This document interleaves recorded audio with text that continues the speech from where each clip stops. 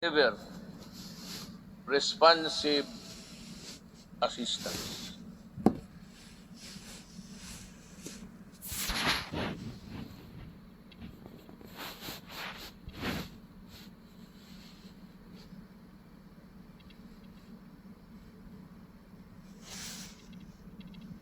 To protect your constituents.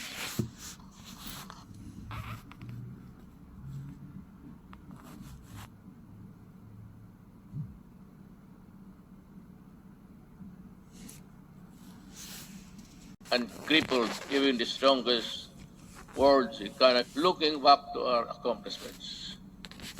In my first Sona, I laid down with utmost commitment and respect. My administration, I said, will implement a human approach to development, governance, welfare in the areas of health, free education, adequate food and housing, environmental preservation, and respect for the culture. I bore no illusions that steering a nation towards a comfortable life for every Filipino would be easy. Indeed, the past 5 years have truly been challenging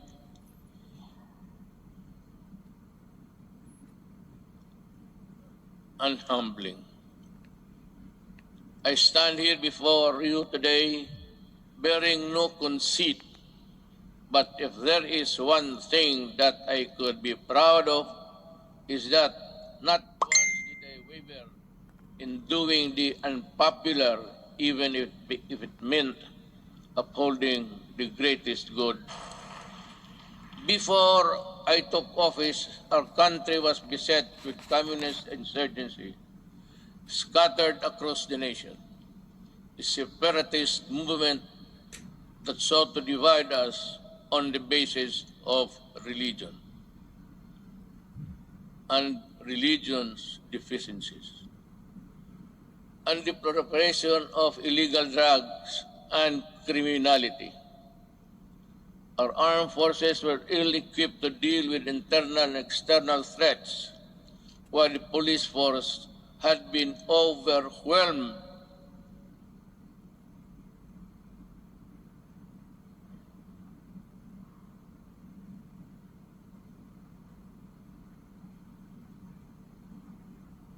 by criminality and the drug trade problem.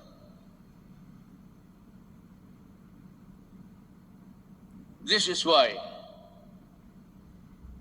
I made it a priority to strengthen the institution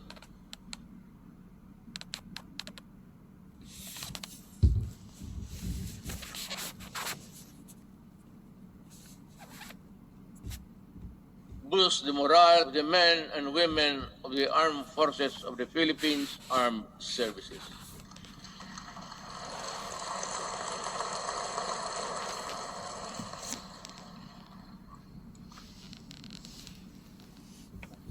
Again,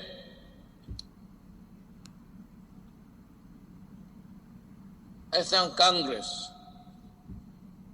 for working with the Executive Department in enhancing capability. In 2018, we raised the salaries of our military and uniformed policemen and personnel to a level commensurate to the critical role they play in upholding national security and maintaining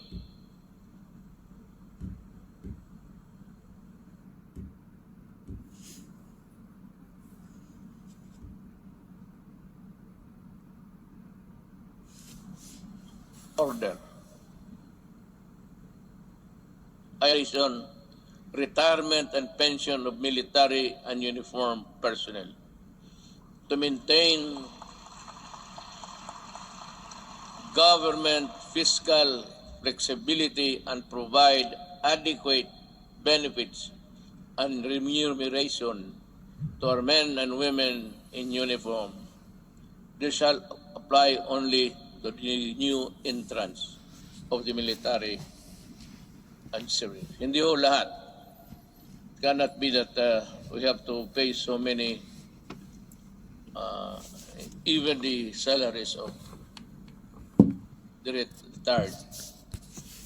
They get a chunk of the big budget. And if we include the new entrants, the funds available for them would not be enough. It is also high time for us to pass a law providing free legal assistance to AFP and PNP officers, enlisted personnel.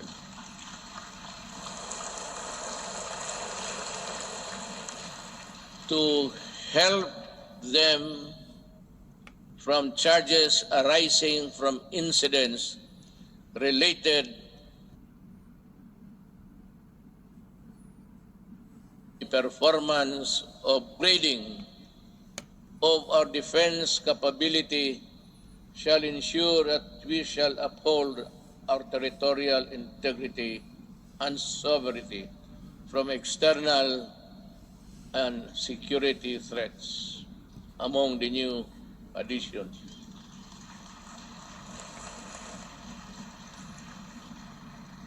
We welcome the country's 2 missile-capable warships to enable us to protect our seas by providing them with necessary equipment, by enhancing their professional capabilities, and looking after the families of the soldiers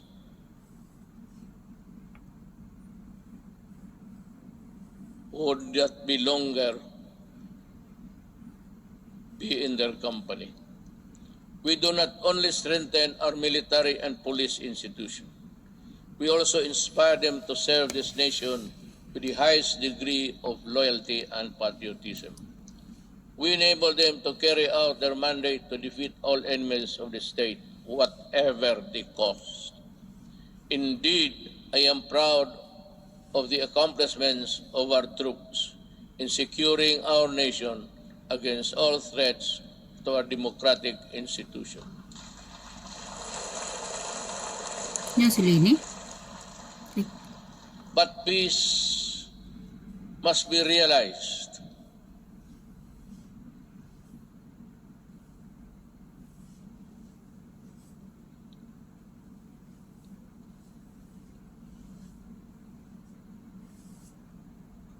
Peace and security is not only just a military concern. That is why we deviated from the traditional purely military approach in dealing with matters of national security. With the creation of the National Task Force to End Communist Armed Conflict, or NTF-LCAC, we have made great strides in addressing the root causes of this conflict by empowering our kababayans who have been used by the communists for many decades. In our continuing effort to build state of safe and conflict-resilient barangays, we have worked towards the sustainable rehabilitation and development of communities where the communists used to operate. Through the NTF-LCAC, we invested in farm-to-market roads, school buildings, water and sanitation, health stations, and livelihood. Alam mo, kasali na tayo dito lahat. Always, every law or every regulation must pass Congress, of course, to the President. But sometimes, in our,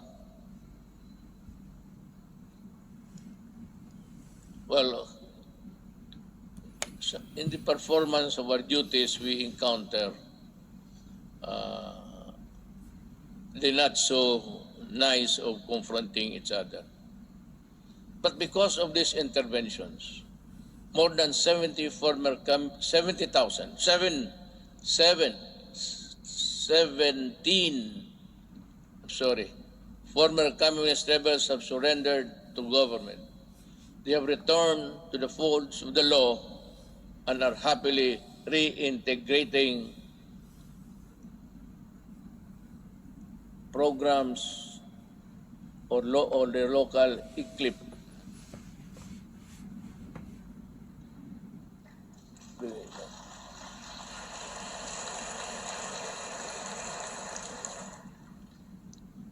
It's either I am talking too fast or too slow, or the operator of this thing here is drowsy.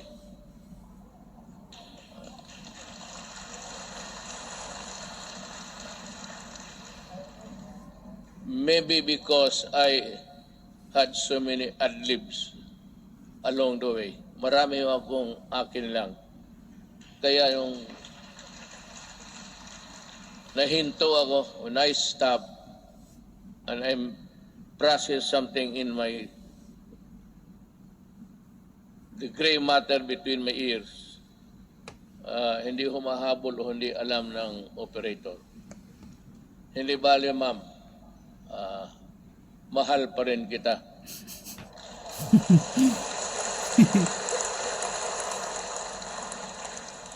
Lalaki ba ito o yung mga babae? Kagabi yung mga babae, sila? Sabihin mo sa kanila, magipagkita ako maya.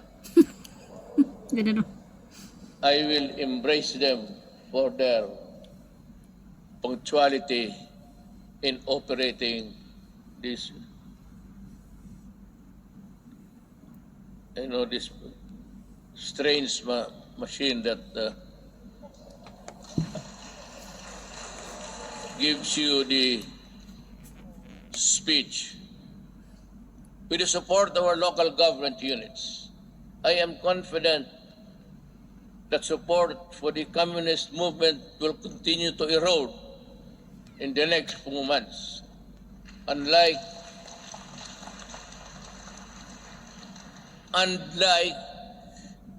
the decades-old Moro rebellion in Mindanao, we also bring an end to the armed struggle of the communists once and for all.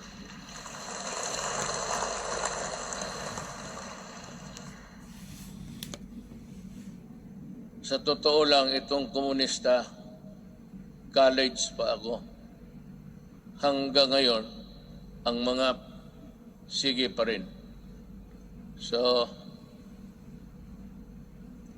speech mo lang ito, kunwari lang, pero ang totoo, there's a lot of fighting going on in the countryside. But I'd like to credit the police and the military for destroying so many communist fronts.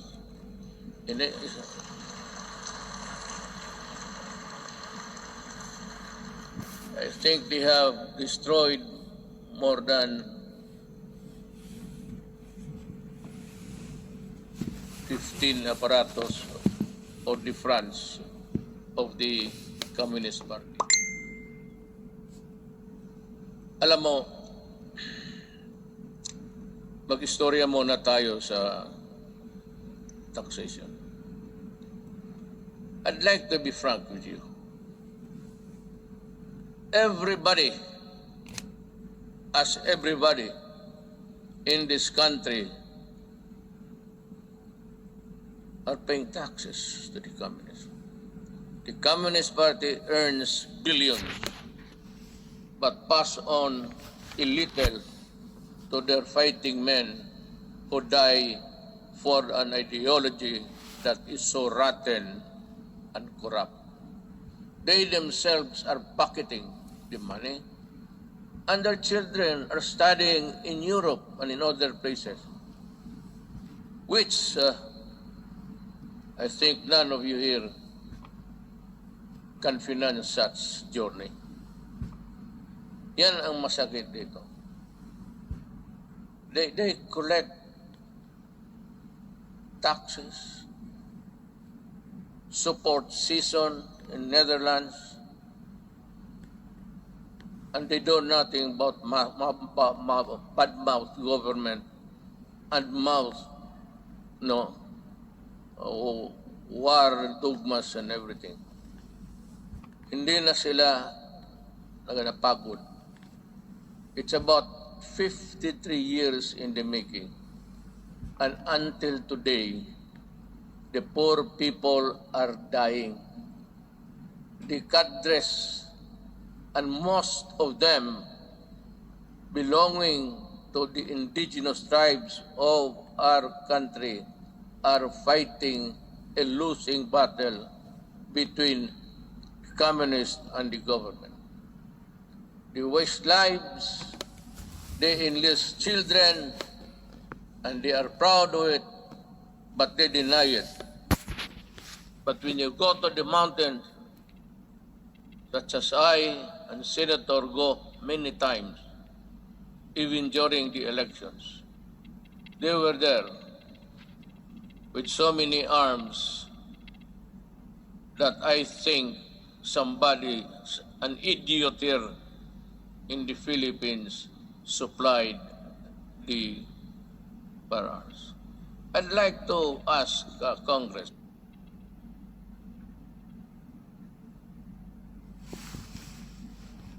kindly dig on, because we have identified the person who imported the AK-47 into this country on the pretext of using it in the security, providing security and guards in all, in business.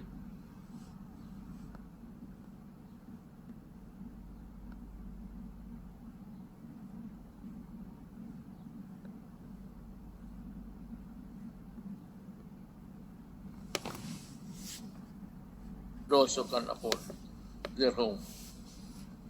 This policeman, I think, is stealing.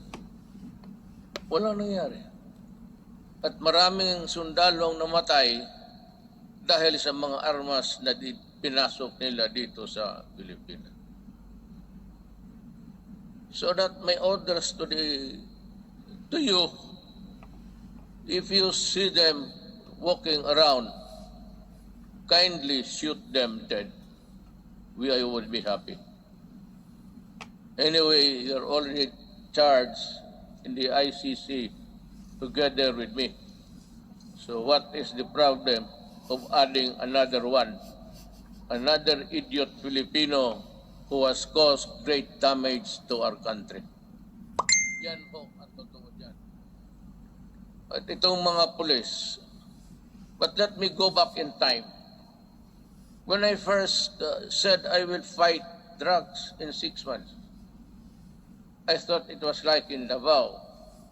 You can either coerce, intimidate, or bribe them, or give them money. I said, lumabas kayo ng Davao, doon kayo magkalat sa Luzon at sa ibang lugar. Huwag dito sa Davao. Naniniwala naman ang mga ulol at we were able to attain a sense of normalcy in the city.